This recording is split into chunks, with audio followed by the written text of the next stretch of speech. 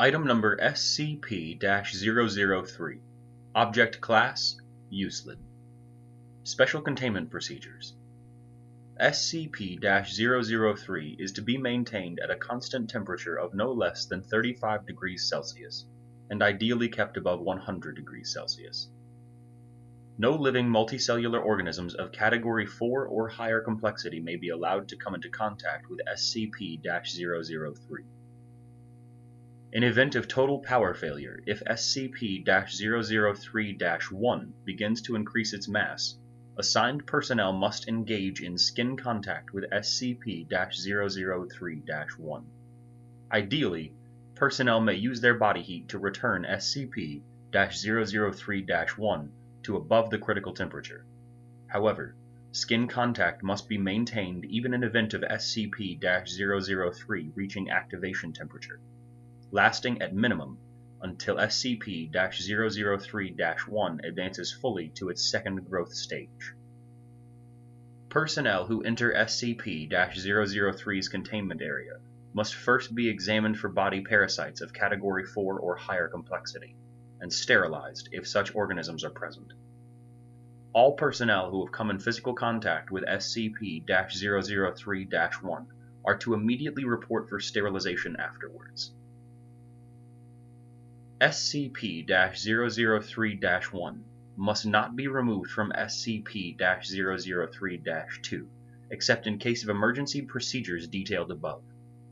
Any significant change in SCP-003-2's rune activity, including pattern, frequency, or color, should be reported within 3 hours of occurrence. Cessation of rune activity must be reported immediately. SCP-003-2 must be supplied with power via the source-designated generator 003-9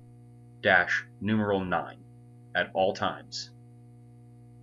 Description: SCP-003 consists of two related components of separate origin, referred to as SCP-003-1 and SCP-003-2. SCP-003-1 appears to be composed of chitin, hair, and nails of unknown biology, similar to Redacted. And Redacted.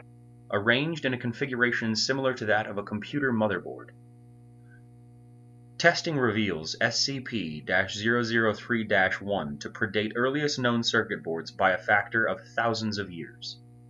SCP-003-1 is considered sentient, but not actively dangerous, except under certain conditions. SCP-003-1 was found on a stone tablet, SCP-003-2, on which it currently resides.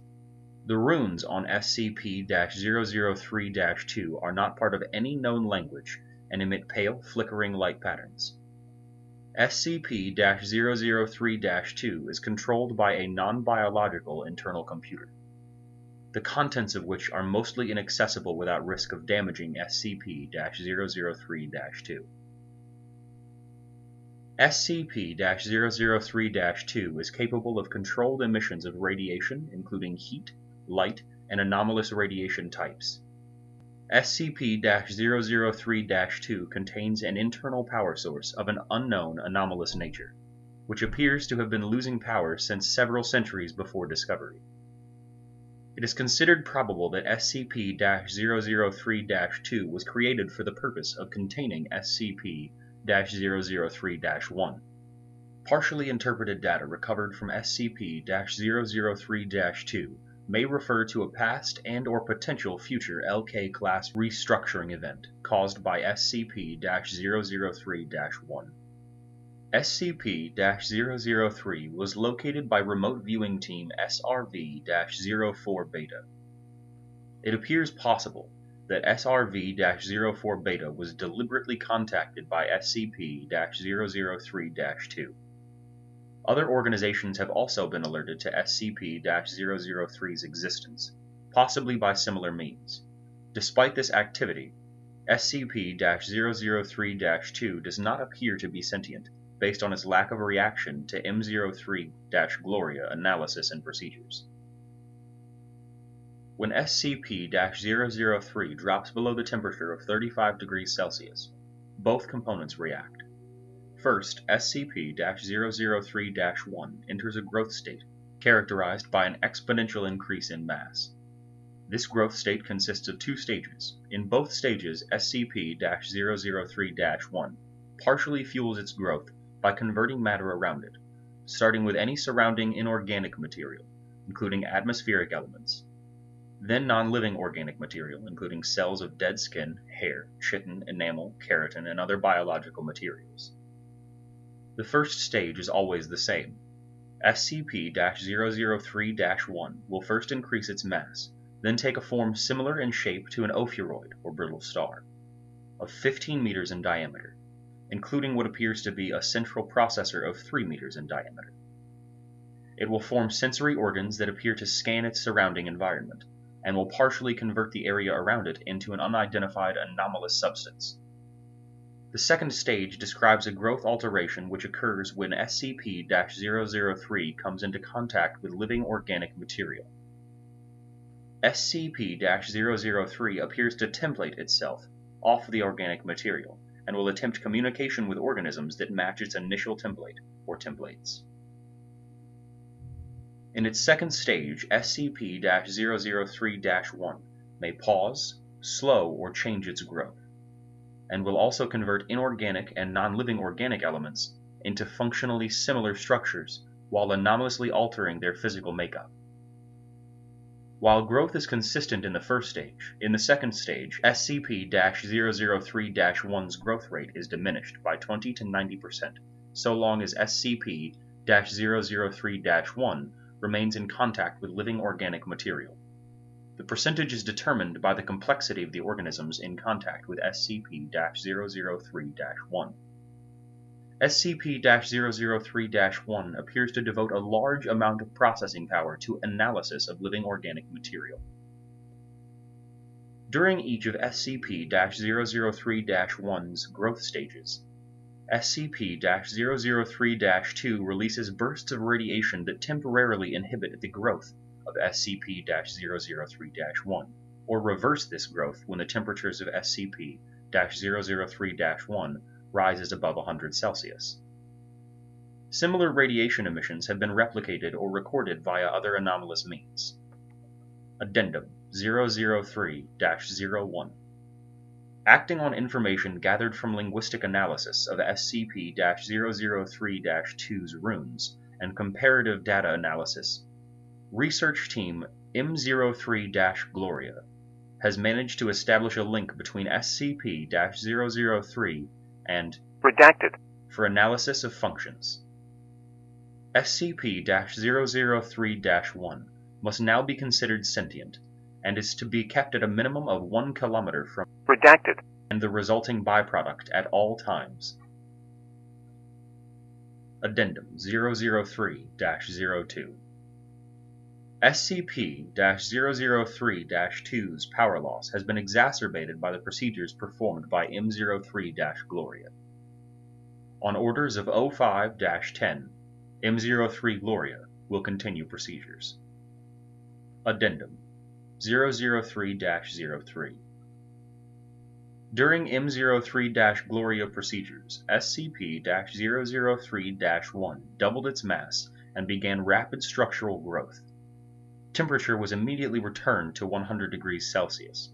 Growth and mass increase of SCP-003-1 continued for 9 minutes and 6 seconds, at which time a sustained radiation spike was produced by SCP-003-2.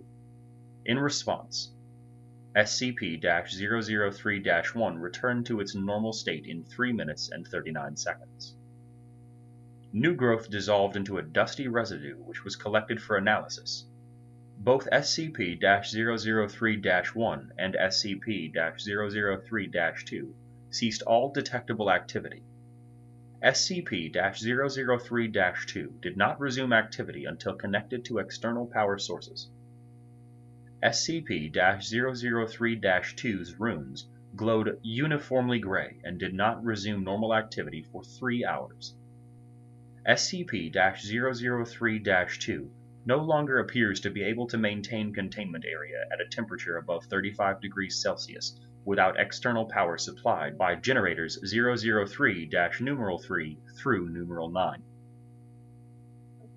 Addendum 003-04. The procedure detailed in Addendum 003-03 was repeated, and SCP-003-1 again entered a growth state.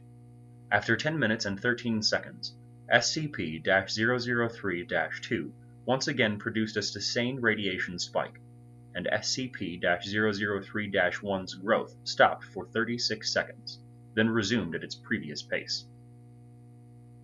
On quadrupling its mass, SCP-003-1 formed a coherent outer shell and body. After appearing to scan its environment and partially converting its environment, SCP-003-1 then breached containment, entering the observation gallery where 9 members of M03-Gloria were present. On physical contact with team members, SCP-003-1 encompassed them in rapidly grown appendages and stopped growth for 15 minutes. SCP-003-1 then resumed growth and rearranged the component parts of the center of its form to the shape of a 3-meter-tall female humanoid with peripheral tentacles shifting to extrude primarily from SCP-003-1's newly formed hair and spine. SCP-003-1 then produced rudimentary vocalizations in an apparent initial attempt to communicate with researchers. An unknown individual approached the compromised containment area in company of a full squad of agents. The individual claimed to be acting on the orders of 05-10 and attempted communication with SCP-003-1. Redacted. Following this incident, Agent Jackson of M03-Gloria successfully restored power to SCP-003-2 and activated backup generators to return the temperature to 100 degrees Celsius. SCP-003-1 returned to its normal state in 21 minutes and 7 seconds, and was successfully recontained without incident. All 9 members of M03-Gloria affected by SCP-003-1 were afterwards found to be physically unharmed, with no residual effects besides psychological trauma. The converted materials of SCP-003's former containment area did not dissolve and are now under analysis. Addendum 003-05. In light of the previous incident, 05-10 was removed from the 05 Council by joint decision of 05- Redacted. 05- Redacted. and 05- Redacted. M03-Gloria procedures have been indefinitely suspended.